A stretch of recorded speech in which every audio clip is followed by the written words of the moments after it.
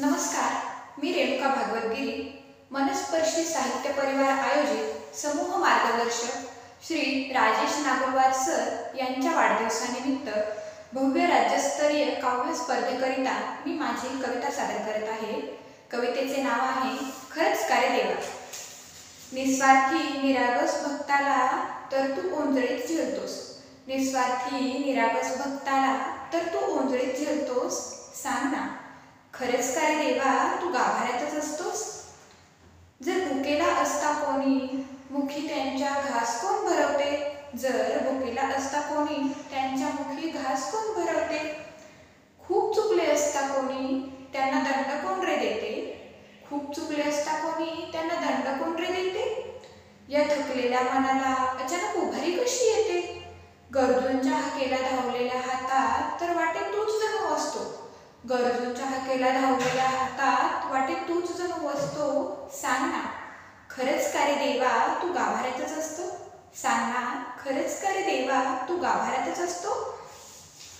अबोल हे पशु पक्षी त्यांना एवढे कोण रे जपते, अबोल हे पशु पक्षी त्यांना एवढे कोण रे जपते।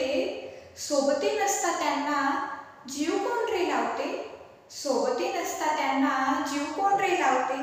त्यांच्या इवलेशा चोचीसाठी चारा कोण देते, वाटे झाडावरच्या फळाफुलात तूच जणू असतो, वाटे या झाडावरच्या फळाफुलात तूच जणू असतो। सांग ना खरंच का रे देवा, तू गाभाऱ्यातच असतो। सांग ना खरंच का रे देवा, तू गाभाऱ्यातच असतो। इंद्रधनुष्याच्या या कमानीत एवढे सुंदर रंग कोण भरते, या एवढ्या मोठ्या आभाळाला आधार कोण देते। इंद्रधनुष्याच्या कमानीत एवढे सुंदर रंग कोण भरते, या एवढ्या मोठ्या आभाळाला आधार कोण रे देते। येता ऋतू वसंताचा झाडास चाहूल कशी रे लागते, निसर्गाच्या या कणाकणात तर तू तुझे अस्तित्व दाखवतो, निसर्गाच्या या कणाकणात तर तू तुझे अस्तित्व दाखवतो। सांग ना खरंच का रे देवा, तू गाभाऱ्यातच असतो। सांग ना खरंच का रे देवा, तू गाभाऱ्यातच असतो।